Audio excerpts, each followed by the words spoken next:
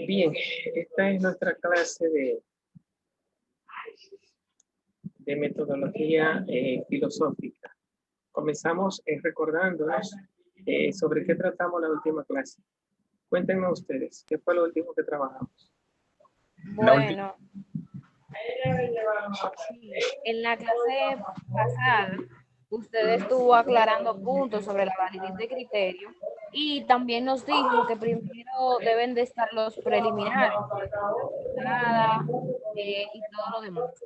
Dijo que tenemos 5 preliminares obligatorios, 6 son al inicio, y luego algunos preliminares que son optativos, como los agradecimientos, los reconocimientos y las dedicatorias.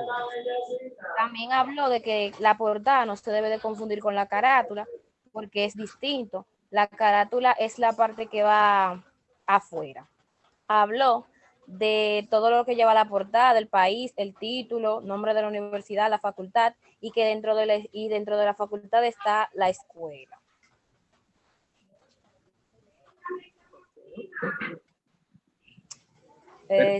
También nos habló del astra o resumen, que deben de tener palabras claves para que así cualquier persona que información pueda buscarla mediante esas palabras y le pueda aparecer la tesis completa.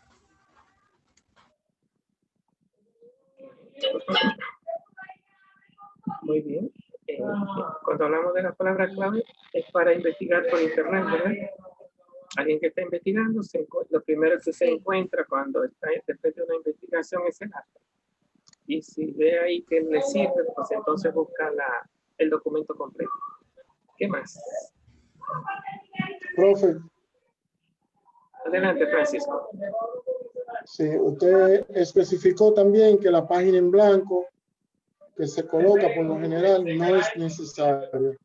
En términos generales, lo que usted quiere decir es que nosotros vamos de la categoría mayor, la más general, a la menor, empezando por República Dominicana, cuando se trata de trabajos internacionales, hasta llegar a la fecha, con los datos que ya Vianelli explicó, de lo general a lo particular.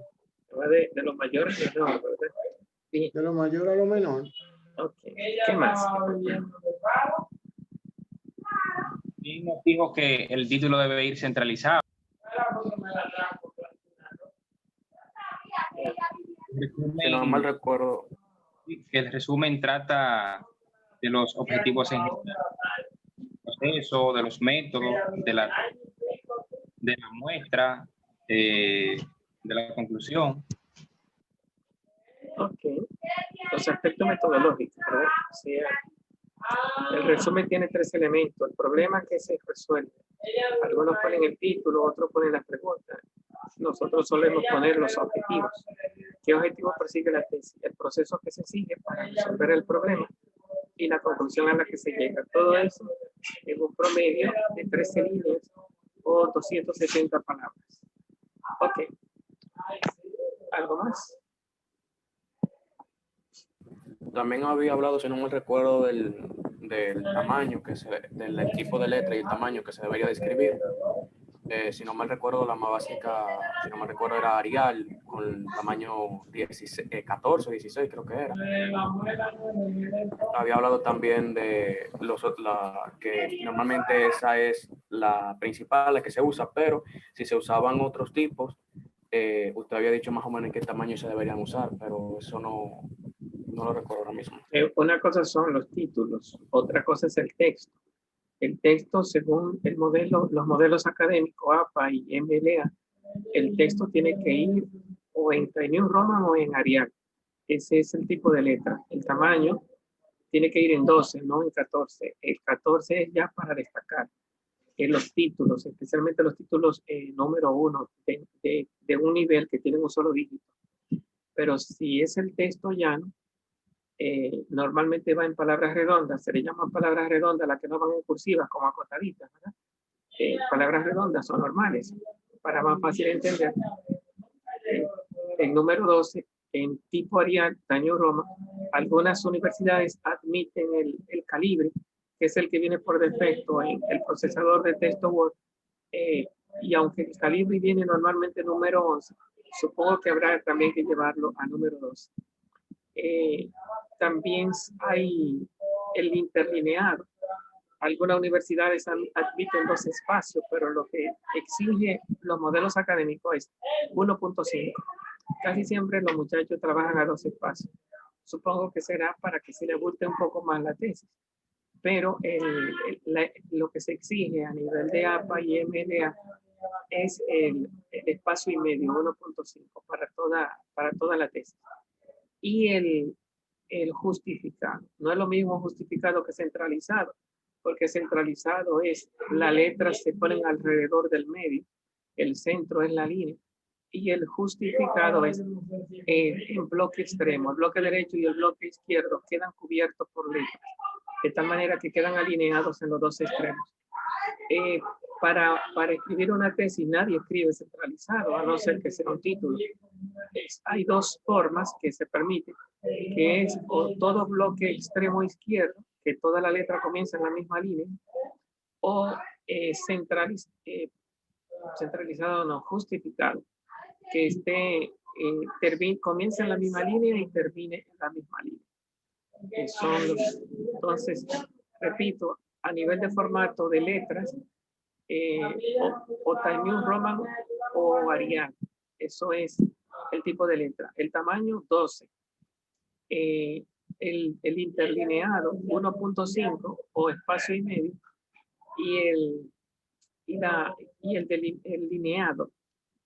El lineado en bloque extremo izquierdo o justificado. ¿Alguna otra pregunta con respecto a eso que hemos visto?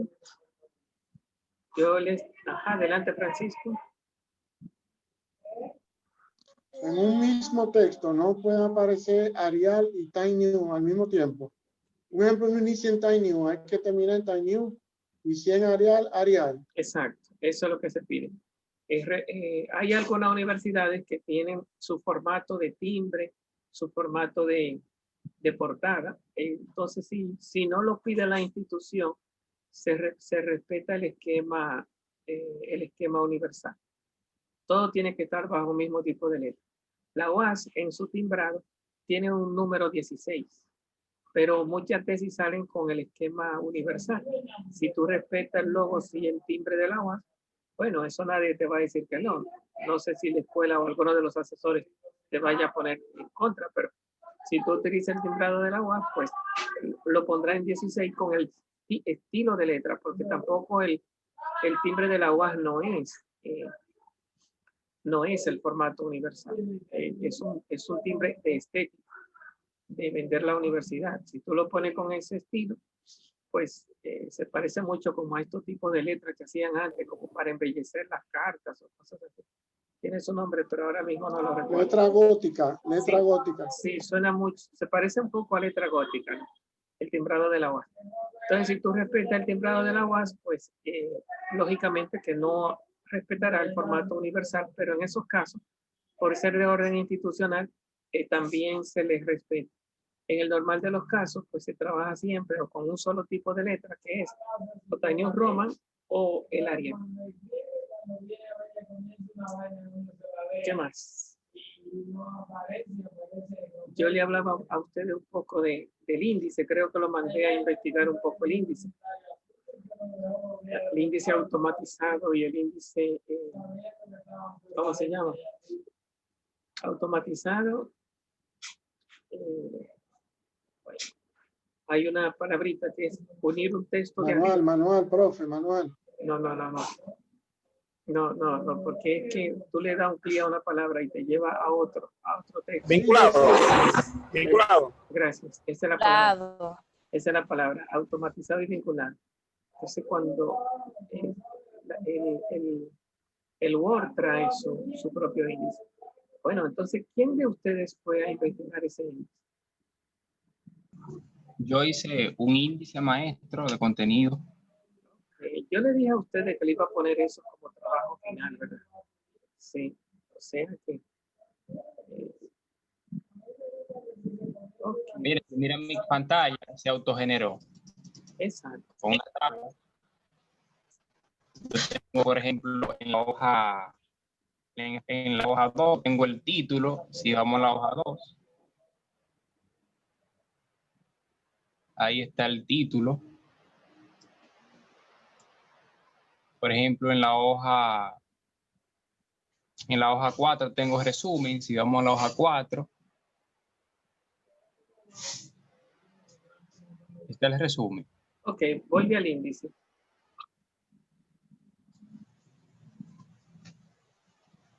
Si tú le das, pone el cursor encima de cualquiera de ellos y le da un clic, te lleva también al título. Por eso es que se llama vinculado. Habla para que aparezca. ¿Si le doy? No, ok. Te voy a explicar, pero recuerda que tiene que hablar primero para que se vea en pantalla. Primero ubica el cursor encima de uno de los títulos y le da un clic derecho. Al final es darle un clic y te lleva al título en el texto.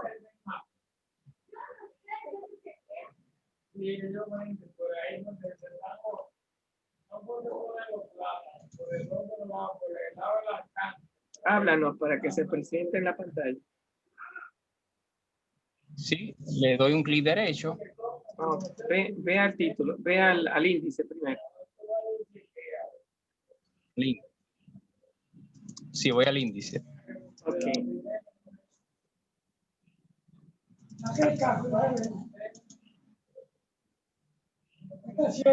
Por ejemplo, dice actualizar campo, editar campo. No.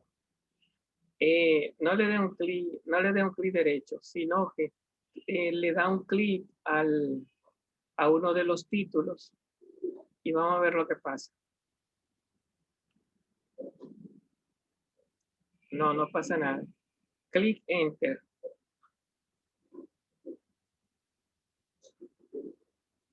Ahí no te aparece un cuadrito de diálogo, no te dice nada. Bueno, ahí creo que se fue. Cuando le di clic Enter, fue al título. Exacto, eso es lo que pasa. Tú puedes estar distribuido toda la tesis y tú le das a cualquiera de los títulos en el índice y te lleva donde está ese título en cualquiera de las páginas. Por eso que se llama vinculado, porque una vez que tú tienes el índice y para volver otra vez al índice, pues tú le das alterna flechita de los, ¿cómo se llaman? De las flechitas que están hacia derecha e izquierda. Te da alterna izquierda y te devuelve otra vez al índice. Entonces no tiene que estar navegando por toda la tesis, o sea, estar corriendo página por página. Vuelve otra vez al índice, por favor. Entonces, fíjate arriba en la pantalla, existe lo que se llama vista. Si va a vista, a la pestaña vista, y busca el grupo mostrar, o sea, estamos hablando de la cinta de opciones arriba, ¿verdad? De lo que ustedes decían menú. Si va a vista en la cinta de opciones, ahí no, tiene que ser en la cinta de opciones arriba. ¿Cómo se llama? En la barra de menú arriba. Entonces se supone que hay varias pestañas. Uno va a la pestaña vista. No te aparece. Y en la pestaña vista uno busca el grupo mostrar. En el grupo mostrar está la regla, está ver en cuadrilla y está,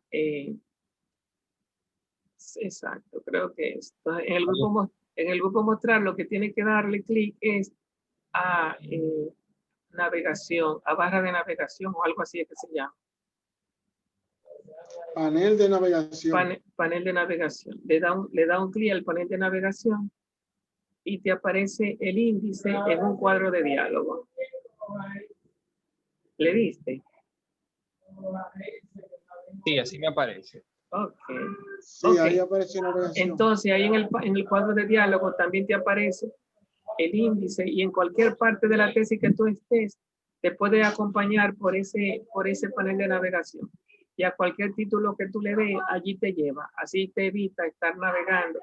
O sea que si tú tienes el índice bien hecho, puedes utilizar el panel de navegación, y ahí en el panel de navegación tú puedes ver si hay una falta ortográfica, a qué nivel está, porque te lo pone por sangría. O sea que si con eso tú resuelves muchos problemas y se estructura y armoniza y ordena toda la tesis. Es cuestión de dedicar un poco de tiempo entendiéndolo, pero una vez tú lo entiendes, pues ya te manejas fácilmente y no tiene que hacer el índice. O sea, con que tú pongas los títulos y los pongas en su nivel adecuado, la misma computadora te hace el índice. Entonces, Exacto. Por ejemplo, me voy moviendo y aparece. A medida que me muevo, aquí en el cuadro de diálogo, se pone en azul. Eso es. Bien, perfecto. No se puede ahora mismo ser un profesional sin manejar lo que se llama el Word.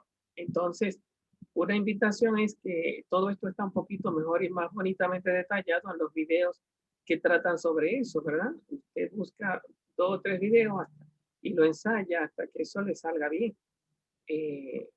¿Cómo se llaman? Tutoriales Word del procesador de texto Word. Usted pone ahí índice automatizado y vinculado y lo observa y hace varios ensayos, y cualquier trabajo que usted haga, pues cuando usted maneja eso, pues le resuelve muchos problemas. Bueno, ¿qué vimos? Hola, Orbi, ¿cómo está? ¿Qué vimos? Hola, maestro. Sí, bueno. ¿Qué estuvimos viendo de la, ¿cómo se llama? Porque esto todavía del índice automatizado es, como le hemos dicho, es preliminar. La última clase, creo que ya estábamos viendo lo que era, o habíamos pasado el capítulo 1. ¿Dónde quedamos la vez pasada, la clase pasada? Quedamos en el planteamiento del problema. Vimos la definición, lo cual comprende el enfoque, objeto, nos interesa, de delimitación, y quedamos en el planteamiento del problema. Ok. Permítanme, ahora me presente ahora antes de continuar.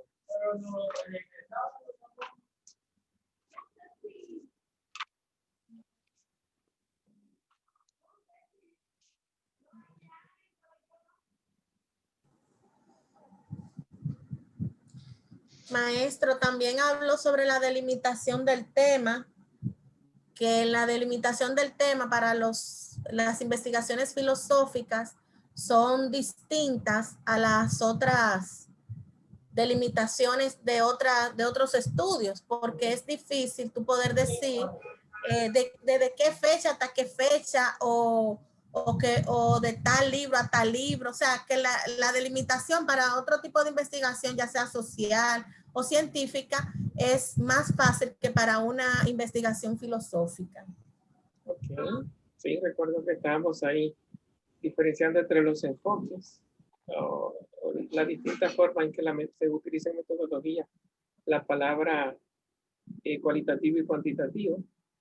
Ahí entonces, en el enfoque, cuando hablamos de filosofía, ¿en qué enfoque nos ubicábamos? Decía que eso era, al hablar de enfoque, era hablar de un trabajo de campo, y que nosotros, más que trabajar a nivel de enfoque, lo que trabajo es, nuestro diseño es documental y bibliográfico, que si uno le forza un enfoque, sería que uno está manejándose de frente a fuentes, porque el enfoque cualitativo se maneja de frente a fuentes, mientras que el enfoque cuantitativo se maneja de frente a unidades de análisis. Observa, no pregunta, sino que observa. Y aún las preguntas que tiene son estructuradas con el fin de observar, no de averiguar, no de consultar. El que utiliza un enfoque cualitativo como enfoque, ¿verdad? Consulta. Hemos dicho que cualitativo no solamente se dice del enfoque, se dice de la variable cuando esta se expresa de forma numérica o nominal. Se dice de las escalas, que es una forma de ordenar en la tabla estadística. lo que se llama ¿cómo se le llama eso? La matriz. La matriz de variables para ordenar eh, la frecuencia. La matriz de variables ordena la frecuencia. Entonces, cuando uno se pone a trabajar con la matriz de variables, dentro de la tabla estadística, ahí hay 4 tipos de variables, 2 numéricas y 2 cualitativas. Las numéricas, las numéricas, cualitativa y cuantitativa. Las cualitativas, hemos dicho la nominal y la ordinal, y la cuantitativa, le hemos dicho la de razón y la de secuencia numérica, ¿no? Puede ser discreta o continua. No recuerdo el nombre que se utiliza ahí, que es un nombre que tiene que ver con secuencia temporal. Bueno. Bien, entonces, otra cosa es la variable a nivel de alcance de la investigación. Que si es descriptivo, si es de nivel de alcance exploratorio, decimos cualitativo. Si es de alcance descriptivo, decimos en estadística, medir, o sea, describir es medir, que es llegar a la medición numérica estadística. Bueno, entonces, la parte más conflictiva siempre es la palabrita del enfoque, porque implica como muchos elementos que se integran para hablar de uno de ellos. Entonces, nosotros sí nos preguntábamos qué tipo de enfoque utiliza la filosofía, aunque normalmente hoy muchos filósofos y universidades están pidiendo el uso de la estadística, el uso de tablas, el uso de gráficos, que se justifica porque hoy día prácticamente casi nadie es profesional en ninguna otra ciencia si no maneja la estadística.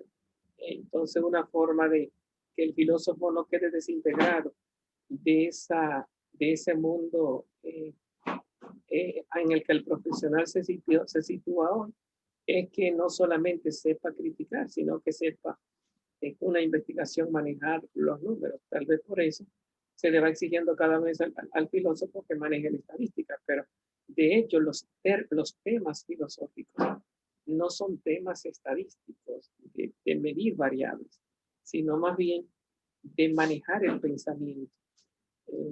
Yo creo que la profundidad científica va restándole mucho a la profundidad filosófica.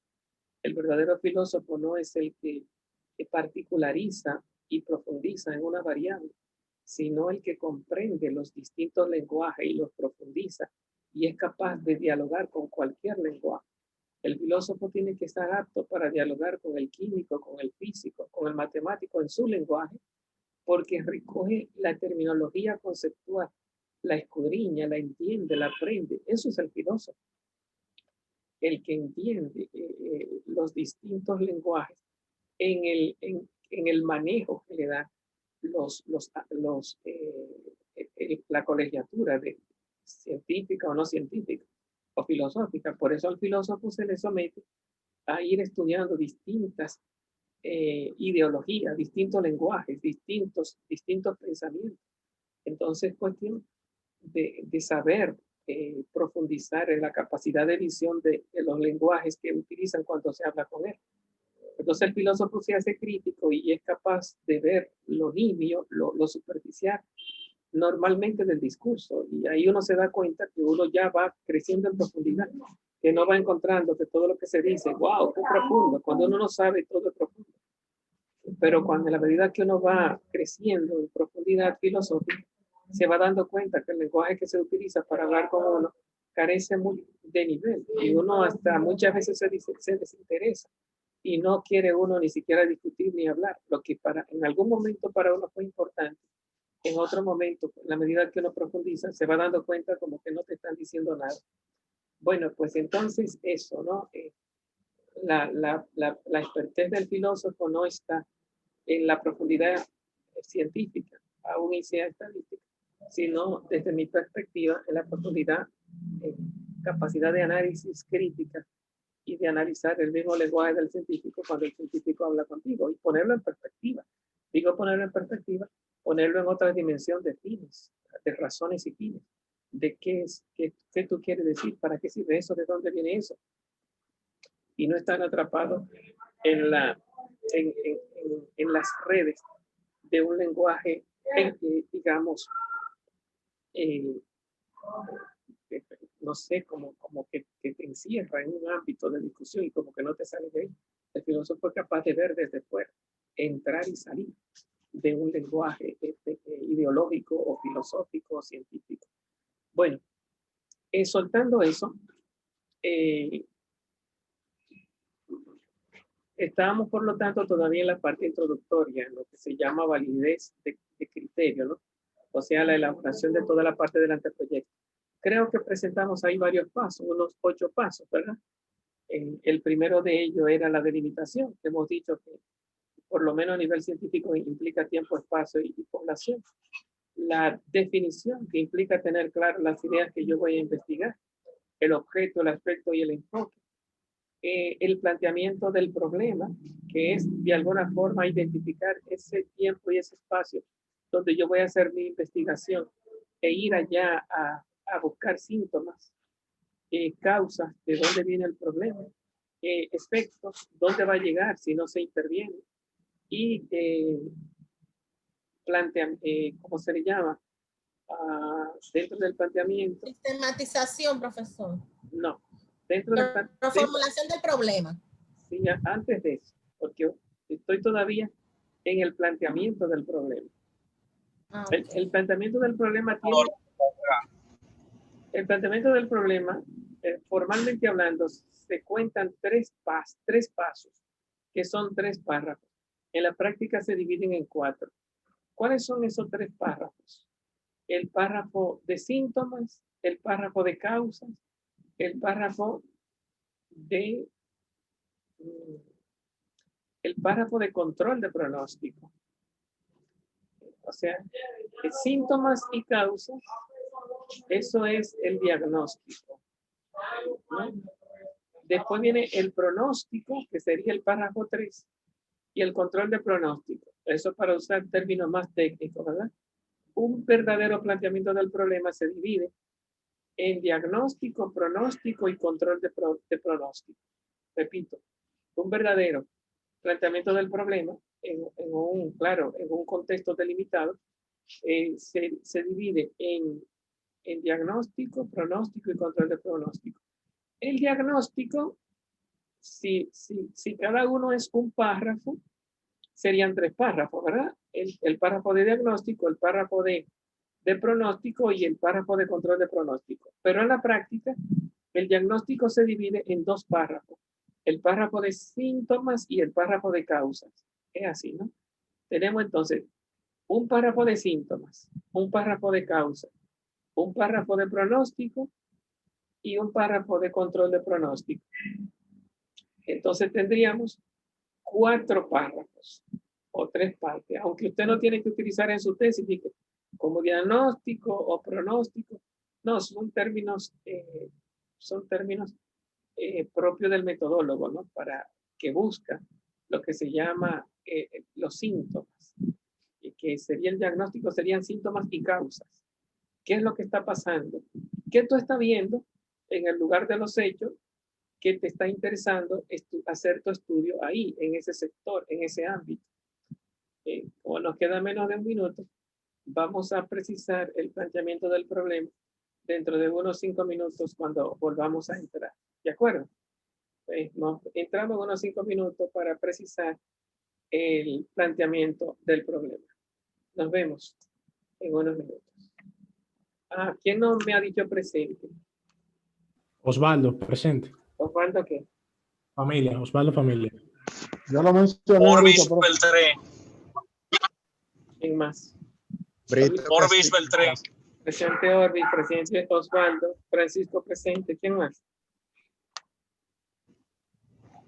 Bueno, pues nada, nos vemos ahorita. Gracias.